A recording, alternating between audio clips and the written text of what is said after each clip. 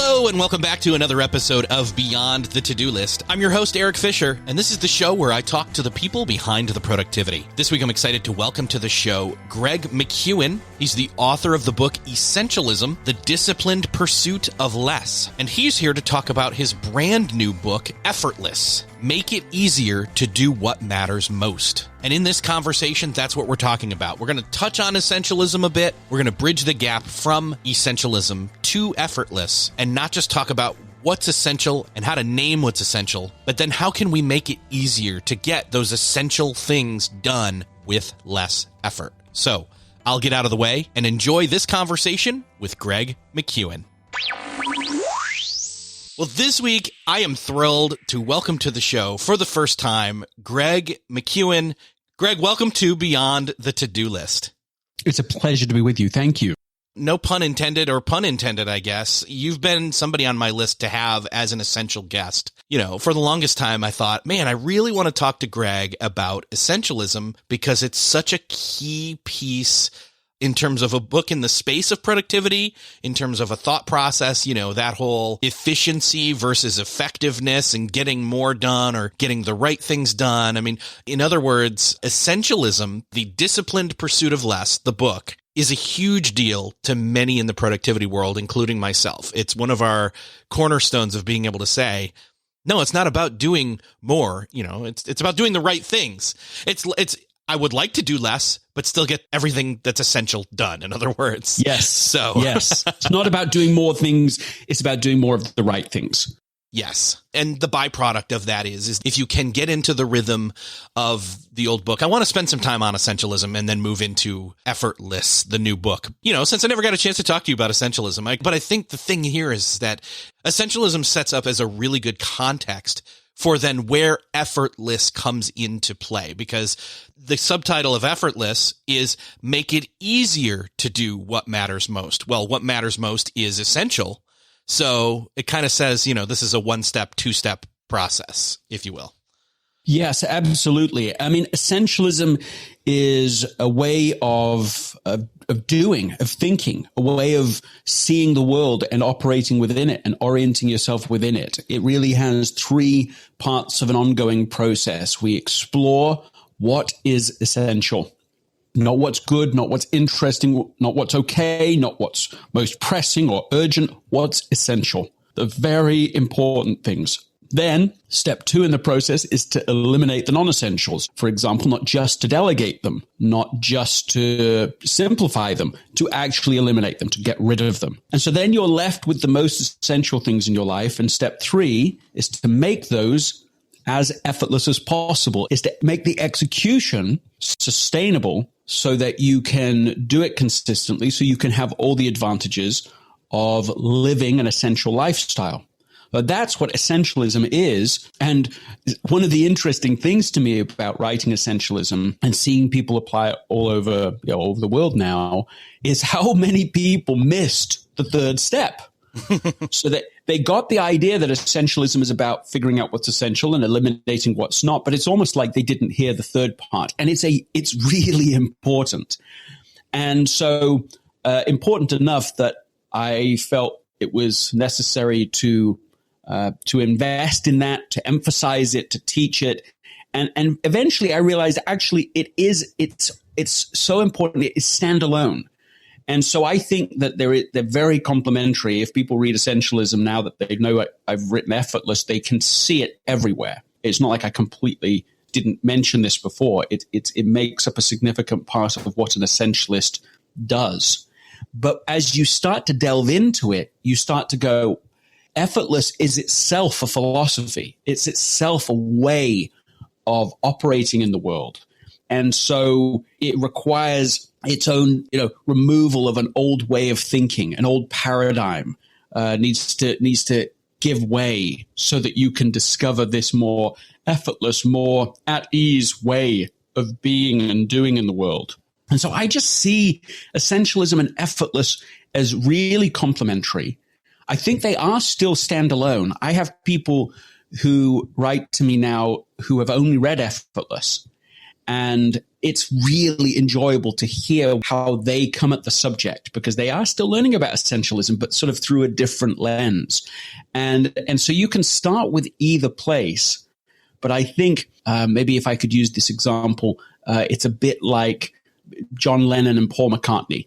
It's a bit presumptuous example, but like they created music separately, but together they created the Beatles. That's where the magic happened. And so I think you can come at it either book first. I wanted them to be standalone, but really it's how they work together that helps people to create a lifestyle around what is essential that they can actually sustain and even get to the next level, but without burning out. Yeah, I can see that. I can see, as somebody who's more recently gone through the Effortless book, I can say that there was definitely some, muscle memory or tactics that as I was going through it and thinking about it in terms of the thought process that you bring to essentialism, as you're going through and simplifying the essentials, you're asking certain questions about, what ideally you've already done the homework and figured out what the essentials are. But if you haven't yet, and you're going through Effortless, the book first, you're going to start asking yourself questions like, these things that I do constantly, consistently, that I have to do, whether I've analyzed that yet or not, how could it be easier, or how could I make this more fun, or what are some of the possible workflow tweaks or changes that I can do to the plumbing of this workflow that will make it more efficient and more effective? Yeah, I think that's right. I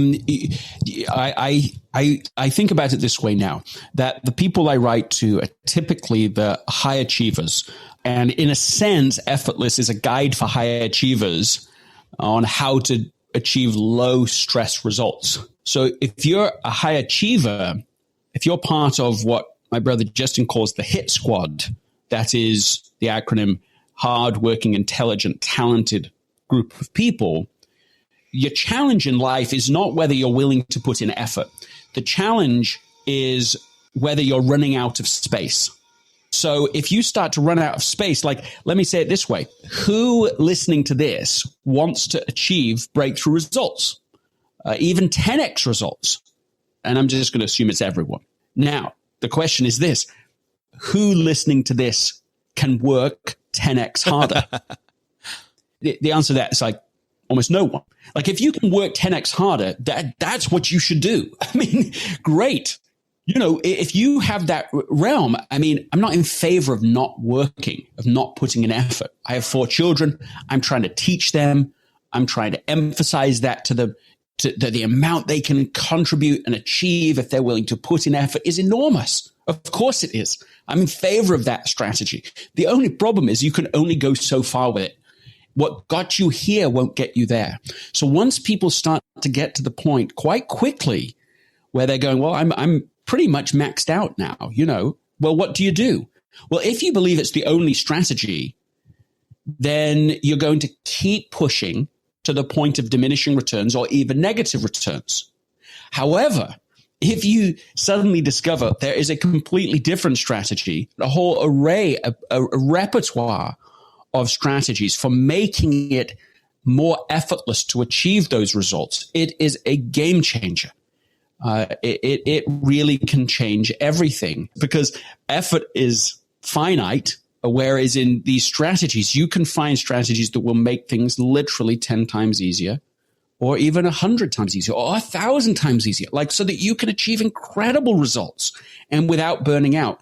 So to me, that's the value proposition here. And somebody can start with that right now. Anyone who feels like, look, there's all these things I want to achieve. I've got goals that really matter to me. Great. Let's start with that. Now let's try to remove the things that are making that harder than it needs to be for you to get those results again and again, and even at the next level up. Yeah. For me, as I'm thinking about this, as I have mental pictures, this is often what happens is thinking about essentialism. I think about, I'm not sure where it originated. I think it's a Stephen Covey thing potentially, but the metaphor of, the glass tub and the big rocks, the medium rocks, the small rocks, that in other words, if somebody's never heard this, I've seen it done physically in front of me as a the big rock theory. That, they've done it backwards, where they've put in all the small ones, all the sand, essentially, then some smaller ones, some other smaller ones, and then the big ones wouldn't even fit. And so the lesson here is that that was the backwards way to do it. You got to put in the big rocks first, the most important things, the essentials, in other words. With effortless, I can't help but think this is the other side of that once you've prioritized, once you've figured out what the big rocks are, and even some of the medium ones, because sometimes, they may have less of a heft to them as a rock, but they can still be pretty essential, but that's why they're like second tier. But when it comes to effortless, I'm thinking in terms of the fulcrum and the lever and adjusting that you can push on something in a different way after adjusting it and get more out of it, or get it done faster or quicker or easier, or literally with less effort, right? Yeah, and let's build on that for a second. A friend of mine, Jessica Jakely, who, when she was younger, went to Africa trying to make a difference there, went with her then husband and friends, and they're trying to, how can we get a better result? How can we instigate something to help somebody get a better result? Okay, that's what they're trying to achieve. Now, if they come across an entrepreneur, she is selling produce on the side of the street. The only way she gets a result is by putting in effort today. It's 1 for 1. I've got to be here today to sell this produce today, to get paid today, to be able to eat today. So this is a linear result that she's getting. It's a subsistence level, which of course is not great for so many reasons. But she can't afford to take a day off to improve the system, because then she doesn't eat and her children don't eat. So Jessica looks at the situation and says, well, what would it take to create a system that would get better results for this entrepreneur? Instead of her just working on her business, or in her business rather, how could we help her to work on her business? So they figure out that if they gave her gift of $500, then she would be able to take off enough time to go and make arrangements with the fisheries, with the farmers, to deliver the produce closer to her so that she can cut out the middleman, become more profitable herself, and be able to now just get a bit above what she'd achieved before. So results start to flow a bit more to her than previously. And that's a game changer for her and for her family. Now, that illustrates one sort of lever. But they didn't stop there. They'd been inspired by Muhammad Yunus, and they said, okay, well, maybe we could offer the $500 as a loan. Okay, so now that already produces a 10x result. It's a new leverage. We're using capital as a leverage. And what it means is that instead of it being one entrepreneur that's helped, it's the next one and the next one and the next one. And that's easily 10 entrepreneurs will be helped by the same $500. But of course, it could be much more than that. You could have it going on in perpetuity. So that's an example of, using not just one lever, but a second lever to be able to get much better results with the same input.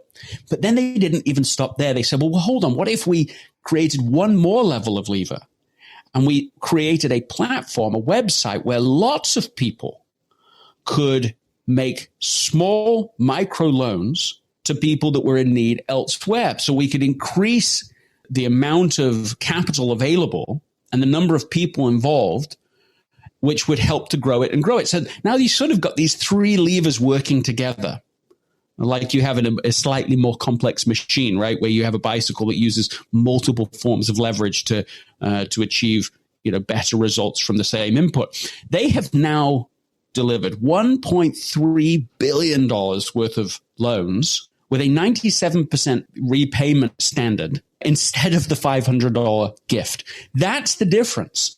That's an example to me of why effortless matters so much. That's not a 10x, 100x, even 1000x result. It's much more significant than even a 1000x result from approximately the same effort, the same input. That's the power of using these levers. That's the power of creating and thinking in terms of systems rather than just in terms of what effort I personally can put forward to get a result.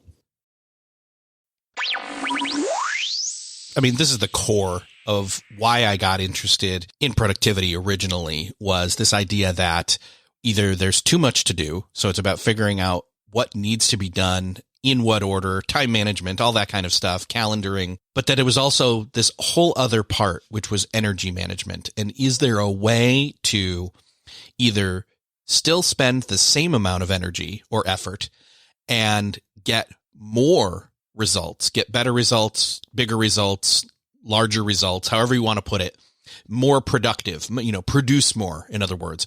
Or is there a way that I can get the same amount of output with less amount of effort so that I'm using less energy and then have more for other things, which I think that's a good parallel or path to talk about in terms of the load that we allow ourselves to have, and why a lot of people, when they're back in the essentialism world and they're thinking about the big rocks, they say, yeah, but I've got too many big rocks, right?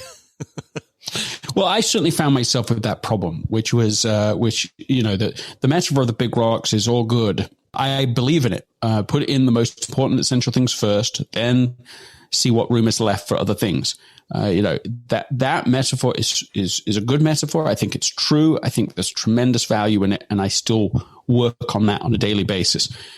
But this problem that you just portrayed is like, what happens if you have too many big rocks? What if your responsibilities grow to the point, like, for example, it happened to me. I'm now the father of essentialism, but also the father of 4 children. And along the ways, other responsibilities are growing. So I'm being much more selective than I've ever been at this point, but I still find myself running out of space and getting to the edge of what I feel I'm able to do with the current systems that I have. And then in the midst of that, we have a family emergency when one of our daughters suddenly becomes like really ill with what turned out to be a neurological disease, and it's sort of inexplicable for months, even as she's going from the picture of health into sort of a very, everything's moving almost at Parkinsonian speed, so that it takes her 2 minutes to write her own name.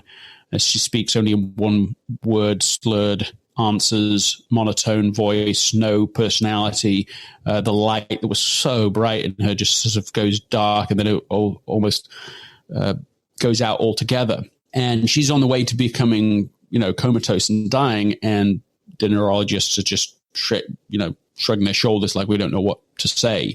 So I'm already feeling at capacity. Then you have this family emergency, this great big rock added on. What became clear in the midst of that potentially agonizing experience was there really are 2 paths in life.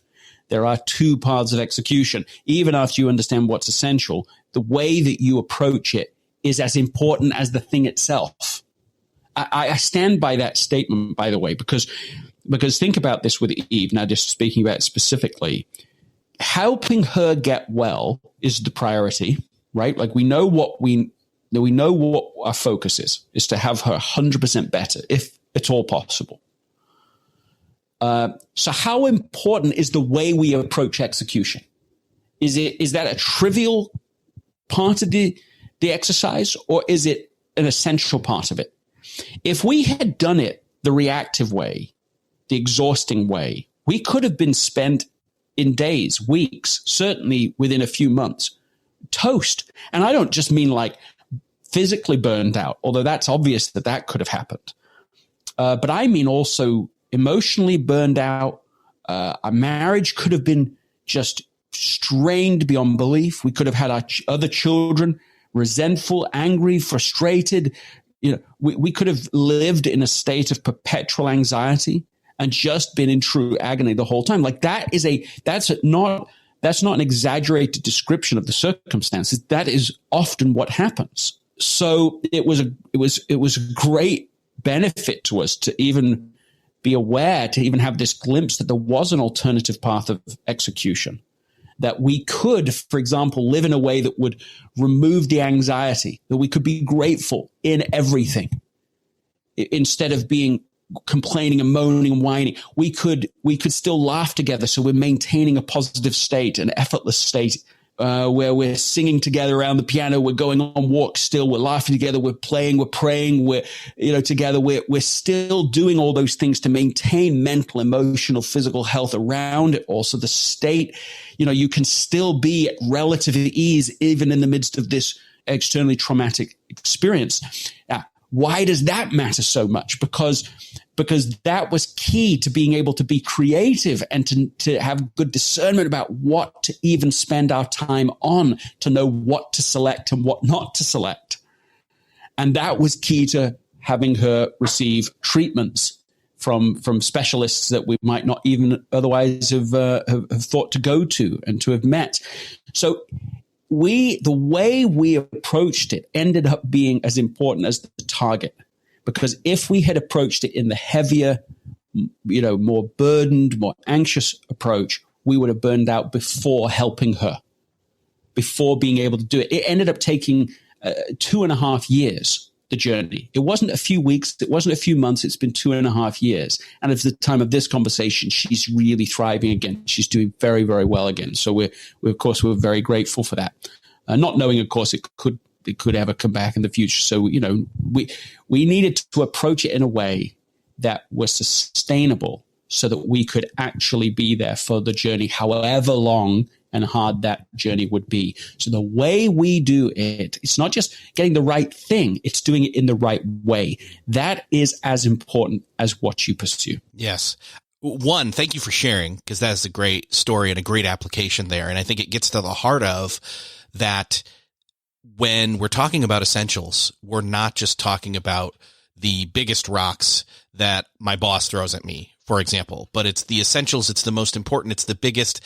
It's the essentials. It's family being one of those biggest things, individual relationships being some of those biggest rocks. And so having an inventory of what those rocks are to begin with, but then knowing what that you said sustainable, knowing like a pace that's sustainable in terms of, in other words, you said essentialism is essentially about choosing and doing the right things, but that effortless, it's about then taking it one step further and choosing to do those right things in the right way. Yes, I think that it really is, essentialism is doing the right thing at the right time in the right way. And effortless is just helping to go into a deeper evaluation of this for how do you do it in the right way? To not see that as just, take it for granted. Because here's the thing, I have seen people do this for years now. I have watched people go, I know what's essential. I've done the work to get clear on it. Maybe I've even eliminated some non-essentials out of my life. Not all perfectly, but I've got a lot, I've made some progress on that. But then their execution strategy is basically non-essentialist. They'll just go big. Like how about that as an example? They'll go big. They'll go, okay, I gotta just, this is so important. Therefore I have to go huge on it. And what they do is boom and bust execution. They're over before they've almost begun.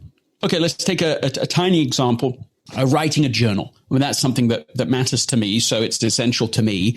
I spent years, like most others that have started journals, in intermittent execution. You know what matters, but your strategy is intermittent. You go big, then you get burned out. So then you stop doing it for a while. You feel pretty discouraged about it. So you can go, maybe it's weeks or months before you feel inspired again. And something triggers you and you go, oh, okay, I can, you get inspired again. But really, most of the time, you're not keeping a journal. Okay, that's one approach. Why does it happen? Because people write 3 pages day one. And by day 2, it's almost day 2, it's over because they think, well, I don't have the time allotted for an hour of journal keeping, day 2. So by day 3, they're now depressed because they've got to make up 2 hours and they don't have that. So again, it's almost over before they've begun. Now, that's not a question of whether the thing is important. It's a question of what your approach to execution really is. Okay, so I was that person for years until I did just one of the strategies I covered in Effortless, which is putting boundaries on execution. So you have an upper bound and a lower bound. So with journaling, what does that look like? For me, it was saying no more than 5 sentences a day. I think of what that does as soon as you hear that, no more than 5 sentences a day. It's like, wow, that's not very much. I had to feel like writing more than that. But then the advantage is you say, well, maybe it's late and you're exhausted and you think, oh, I can't be bothered to do it. And then you think, well, okay, well, it's no more than 5 sentences. How hard is that? Now, the lower bound is no less than 1 sentence. So if you're tired enough, all you have to do is 1 sentence. I mean, you can do that if it's a short sentence in 30 seconds, maybe 60 seconds. It's a small commitment. But the key is really the upper bound, because when you feel energized, you don't use everything up with your energy. You still keep yourself because you want to be doing it on day 10, day 100, day 1000. I started that approach 10 and a half years ago. And I don't think I have missed a day in 10 and a half years. That's the power of it. So now I have a whole shelf of journals. I go through about 4 per year.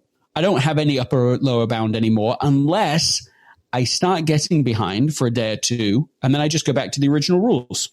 Okay, no more than 5 sentences. You're just going to have a small entry so that you make sure that you catch up, so you're not overwhelmed by it, and then you can go back to what your normal approach is. So that's an illustration of why the execution strategy, an effortless execution strategy around finding the right pace, really is as important as choosing the focus in the first place. Well, and that dovetails really well into a previous episode where I talked with Jeffrey and Jamie Downs on the power of streaking. And I know before people, get their minds to a place where, it's not appropriate. It's creating a streak of activity, doing something that's simple and essential daily to, in a sense, I think that it does create, like, you can do more, but it's creating just the minimum. In other words, I think you said the over and the under, or what were the specific terms you used? Upper bound and lower bound. Upper bound and lower bound. Yeah. So they would create a lower bound of saying, for example, my minimum is to daily walk 1 mile. Now that would allow, that's the minimum. They could do more if they wanted to, but they weren't required to, in other words, for that one thing. And this actually even kind of dovetails even into not just habits, but also into perhaps ritualizing things, which I know is something that you go into. I know there's another example that really struck me, though, which is with I can't forget if it's North or South Pole expedition that basically establishes, this one really hits me because it establishes why creating a consistent practice on a daily level makes way more sense than the hustle culture that we see so much of. Yeah, look, this is basically the space race, the moonshot of the era. This is the great age of exploration. So the early years of the 20th century, and the most sought after goal in the whole world is to reach the South Pole. It had never been done before in all of human history. It's not by Pytheas, the first polar explorer back in 300 BC, not by the Vikings 1,000 years later, not by the Royal Navy and all its prowess in the British Empire. And so it was in talking 1911 that there are these 2 rivals for the poles that are trying to reach that elusive goal. You've got Captain Scott from Great Britain and the last Viking who's leading Norway, from Norway rather.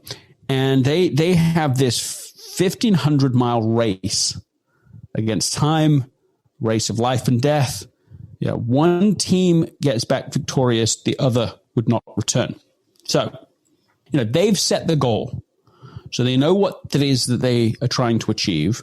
So now it's about execution. It's about how do you make that happen? The one of the teams, the British team, tries to push really hard on the good weather days. And the consequence of that is that on the bad weather days, they're exhausted physically, but then they take a hit emotionally because they're just in their tent. They can't make any progress. And then the next day's bad weather too. And the next day. And so then they get into a complaining cycle. You have it in this journal. Oh, we have the worst weather of anybody who's ever attempted this. Well, actually, that isn't true, but that's how they felt about it. They had better weather than the team that had gone before them that they had modeled their own trip on. But you see, the downward spiral existed for them. He wrote in his journal, I remember he wrote, I doubt if any party could travel in such weather. But one party could. And, on a similar blizzard, Amundsen, the last Viking, writes in his journal, it's been an unpleasant day, storm, drift, and frostbite, but we have advanced 13 miles closer to our goal. See, that's the thing. Amundsen had set a rule, and his rule was 15 miles. That was actually both his upper and lower bound. He just said, look, it's 15. Good weather day, we're trying to do 15. Bad weather day, 15. And so the plot thickens when Amundsen's team gets within 45 miles of the South Pole.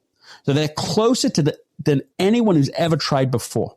And they're on the verge of winning the race of their lives. And the surface is as good as ever. The weather is splendid, he wrote, calm with sunshine. And they're on the polar plateau. So they have the ideal conditions to ski and sled their way. And they can do it with one big push in one single day. Instead, though, what would you do? What would the average productivity overachiever do on that day? We're built, and we're not built in a biological sense. We're built in a cultural sense to believe that what you do is you push harder. That's the way to success. We've been taught it, actually sold that. And to some extent, it's a bill of goods because there's only so far you can push with that strategy. So it's useful, but only to a certain point. Well, anyway, there they have it. It takes them 3 days. They average, again, 15 miles for the last 3 days. They beat their competitors by 32 days, something like that anyway. And by the time the British team gets there, they're burned out, they're exhausted, and so much so that they don't even make it home, unfortunately. They all die on the way home out of exhaustion. The boom and bust approach is just a dire strategy for execution, even though it's the most dominant one that's used. Intermittent execution is the dominant and natural consequence out of a no pain, no gain hustle mindset that we have been sold. Those all go together. They're all a con. It doesn't matter how many heroics you teach, how much you reward it. It's actually counter data. It's counter the science we actually know and understand about what makes peak performance, especially over time. So let me just tie this up. One of the biographer of a terrific biography of this great competition between these two teams uses a phrase that to me, when I read it, was breathtaking. He said that the Norwegian team reached their destination, and here's his quote, without particular effort. How can he use such a phrase? How unthinkable is it that the great exploration of the age, one of the most extreme physical challenges and mental challenges fathomable then or even now, if you suddenly signed up for doing it now, that was the description, without particular effort. How can it be? And yet that was his description of the experience, this pace, this steadiness. Of course there was effort. I don't want to overdo the point either. And yet that wasn't the phrase that he chose to describe the experience for this team. They achieved it without particular effort. They weren't forcing it. They weren't these great heroics and, terrible things that they're doing and destroying their bodies to achieve one more inch today. And this, in fact, is not just true for this race to the poles. It's true in most of the data about how successful people maintain success and how successful people become very successful and break through to the next level. When you actually study it, when you go back beyond the media distortion, the media distortion is really important because they need a story. And the story that gets told is the dramatic. How entertaining is a story that says, and Greg wrote his journal, again today, no more than 5 sentences. It's like, it's not interesting. So it gets a hugely undertold and undersold. And so as it is, this feedback loop that reinforces a story that's just wrong It's just wrong. The way to break through performance is not hustle, more force, more kill yourself stuff. It's just not the right way to think about it at all. What we want is sustainable. What we want is to be able to find the right pace and to be able to continue it. Be diligent, of course. You want to give it. You want to be disciplined, but you want to build systems so that the execution becomes easier and easier over time so that you can accomplish more and more without strain, without particular effort. One of the things that I want to highlight here is the Effortless book is broken into 3 sections, one called Effortless State, one called Effortless Action, and then the other called Effortless Results. And I couldn't help but think of, as these people are on their expedition, you highlighted the difference between the 2 different crews. One being, we're going to basically hustle in the good weather and then be so burnt out we do nothing in the bad weather. And then the other being, we're going to do a certain sustainable pace, whether it's good weather or bad weather.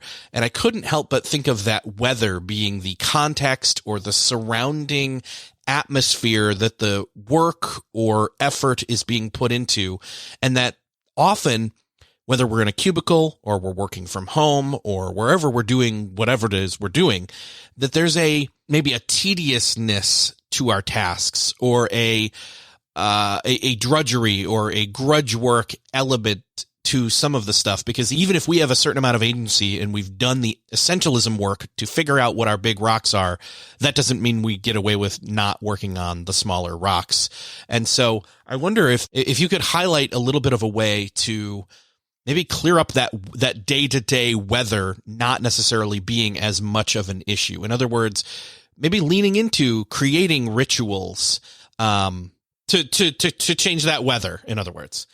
Yeah, that's right. So Stephen Covey used to say, that the proactive people carry the weather with them. And I think that's a really terrific metaphor here is that there's all sorts of things you can't control.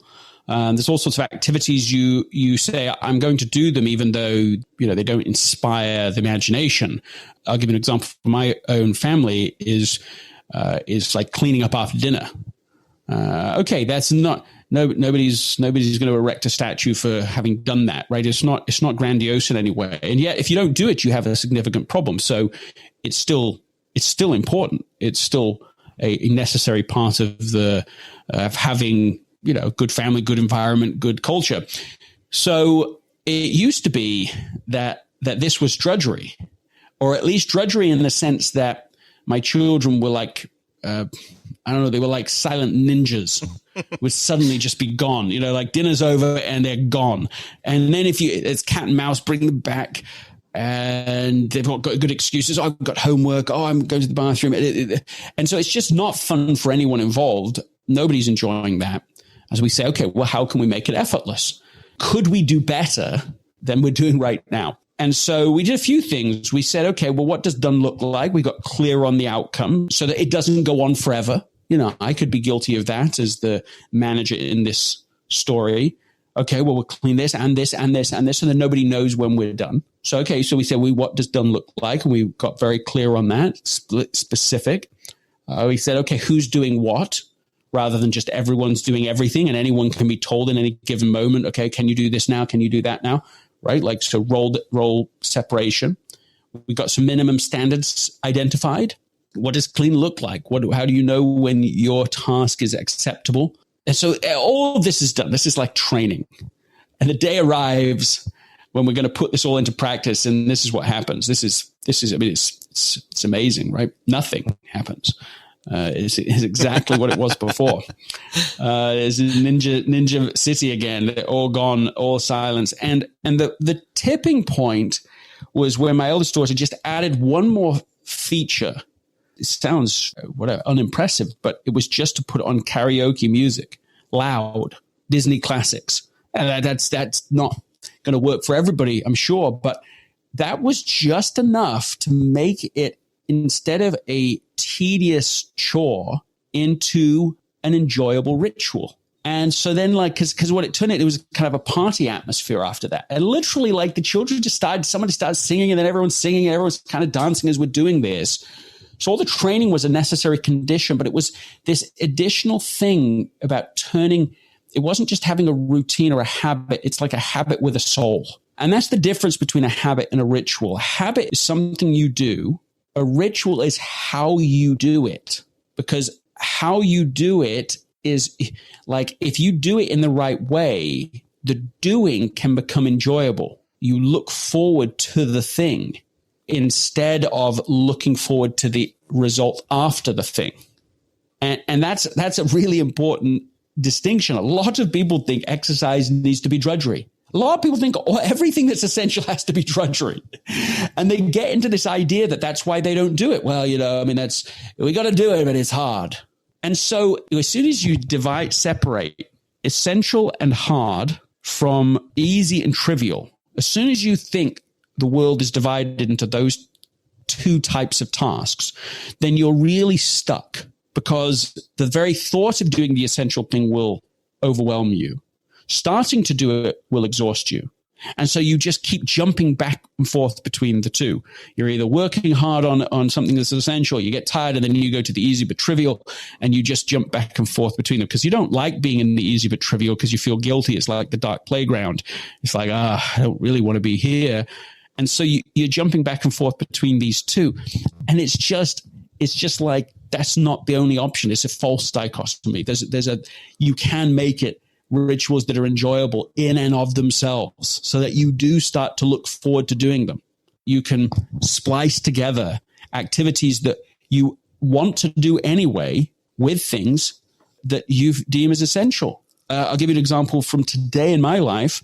I've had an intent to just kind of learn some Spanish, exercise. I'd like to exercise. Those two things could, if you're in the old mindset, this false dichotomy, you could easily, again, people choose exercise they hate. Well, stop choosing exercise you hate. Don't do that. Find something you enjoy. Make it enjoyable so that you look forward to doing it. Why not? Be creative. Find that there is an enjoyable. So for me, it's I like swimming. That's one of the things I do. I have access to a place that's nice. It's beautiful weather. I go and swim. It's easy. It's enjoyable. I have an upper bound. 40 lengths has been my upper bound as I get back into the habit, because they closed everything through the pandemic. It was open again. So I said, okay, I don't want to go back to 100 lengths immediately, because then I'll burn out too soon. Won't want to go the next day, third day, fourth day, I'll be out. I said, I want to be going this every day. I will be doing this, well, not every day, but several times a week. And so I'm doing this. So I've swim now 40 lengths until I get for a few times, I'm like, man, I want to do 50, but no, show some restraint. That's part of discipline. It's not doing something, but not doing something is part of discipline. And so I'm swimming. And then I have this idea like, there is a way that I could do this Spanish while I'm swimming. I found a great Spanish program by Pimsleur. And so I'm literally just listening to this and doing it while I swim. That to me is a ritual right there. Yes. Yeah, that's the consistency thing. That gets back to the streak idea that I was talking about, the consistency of showing up. See here, as I'm listening, I'm thinking, let's see here. So you've got exercise being a factor. You've got the Spanish being a factor, or we'll call them variables, if you will. So the variable of exercise, the variable of the Spanish, the variable of figuring out how to combine them.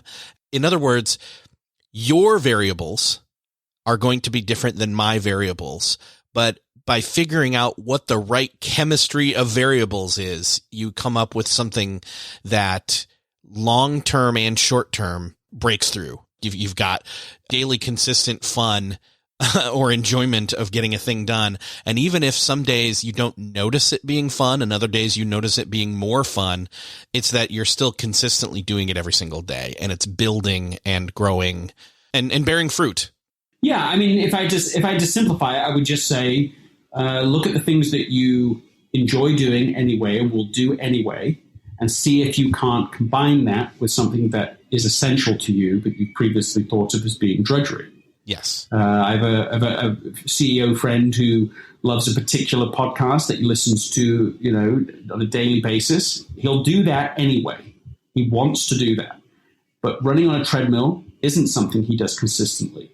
So he says, okay, makes a rule. the only time I'm allowed to listen to the podcast is if I'm on a treadmill. And after that, he never misses a day.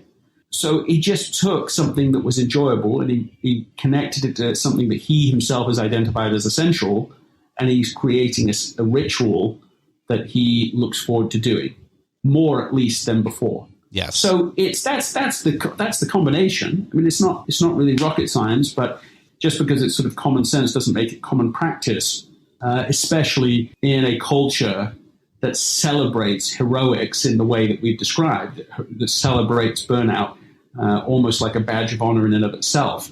Then you're going to have out of that bad paradigm comes bad practice, where people think, literally not just think, state it, print it, tattoo it, no pain, no gain. I mean, that's not what the data shows, but it's okay. You can have that cultural assumption if you like. It won't serve you well. No pain, no gain is like the bloodletting of the 21st century. Yeah. Bloodletting went on for the longest time in the medical community. All the while, it's hurting people, it's damaging people, sometimes killing people. And yet they're saying, well, this is the thing to do because that was the paradigm. The data did not support that. Or certainly the reality did not support that assumption. Those things were really counter. Similarly now, when you actually study what data we have about how to have peak performance, especially over time, we know a lot about how to achieve that. But what people are being taught, what they're seeing in social media, what they hear in media stories creates a counterfeit, and it does a lot of damage. It's like in productivity, sometimes we're still operating out of a mindset that was created either in the Industrial Revolution or even just like in the 1980s, where you've got some sort of motivational speakers screaming, you just have to put it all in, put in all the effort, and you'll get everything you want out of life. It's just like, that isn't actually what works. I can start to think about how people, as they grab the Effortless book, will start to find that some of those things that, one, they've not thought about in terms of retooling how they do their essential stuff. They'll actually start to think about, oh yeah, I forgot, I'm a little off kilter in terms of what my essentials even are, which is great because you've got an ongoing conversation with your podcast, which I'll make sure to link up here. So the podcast is called What's Essential, and people can find it at gregmckeown.com/podcast. I'll link that up in the show notes as well, so people can find that. Great start so far. Lots of great guests. One of the podcasts that I am now subscribed to. I'll just say that. So. Oh, that's nice of you. Thank you. Yeah, it's been terrific adventure doing it. I mean, we just hit top 5 podcasts in self-improvement, top 8, I think, in the educational category. And so, we have a real show, and it's just growing really fast now. And I'm loving it. I'm feeling, we started in the midst of the pandemic, we literally couldn't even get recording equipment. We started and we just said, hey, we're just going to be consistent. And I didn't know, actually, despite everything I've just said in this interview, how good of a strategy that was. But one of my other podcaster friends was saying that 90% of people that start podcasting will quit by episode 3, I guess. And of the 10% remaining, another 90% will quit by episode 21. And so literally, if you just are consistent, you will outperform the vast majority of your competitors just because you're still there. I mean, that to me is it's literally true. We're in it for the long run with the What's Essential podcast, but we're also just trying to improve everything as we go now. We've learned a lot. And so I think people are responding, well. I think it's a great metaphor, too, for everything we've been talking about today, which is that you can achieve the most extraordinary things if you can build systems that make it truly easier and easier over time to be consistent. If you can do that, then you unlock a whole way to break through to a whole next level of results, and also without burning out, which is good news at the end of a year and a half's disruptive pandemic that's, I think, burned so many people out. Yes. We all need to recover from the burnout of the last year and a half or so. Some of us, before even that point, we're already, that's right, working harder, not smarter. And so this is a great call to action to switch that up.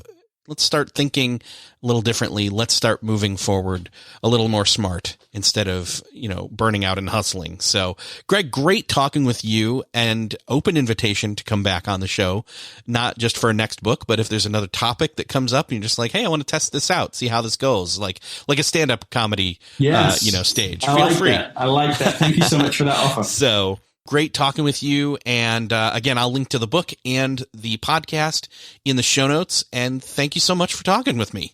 It's been a real pleasure. Thanks for having me. Well, that's another podcast crossed off your listening to-do list. I hope that you enjoyed this conversation with Greg Mckeown. I know that I was thrilled to finally be able to talk to him. It was well worth the wait. I know that Essentialism and Effortless are both worthwhile books to pick out. And as you can see from this conversation, you should be able to pick which one you want to go to first. It's not a 1-2 step locked in kind of a structured thing, but make sure to at least take some action by grabbing one of those books for sure, especially if you've not read either one of them. Thanks again for listening. I hope that you enjoyed this. I hope you got something out of it. Would you do me the favor that if you got something out of this podcast episode, you would share it with somebody else that you know needs to hear it? Think of that one person, hit that share button in your podcast player app of choice or over on the show notes at beyondthetodolist.com. Thank you so much for sharing. Thank you again for listening, and I'll see you next episode.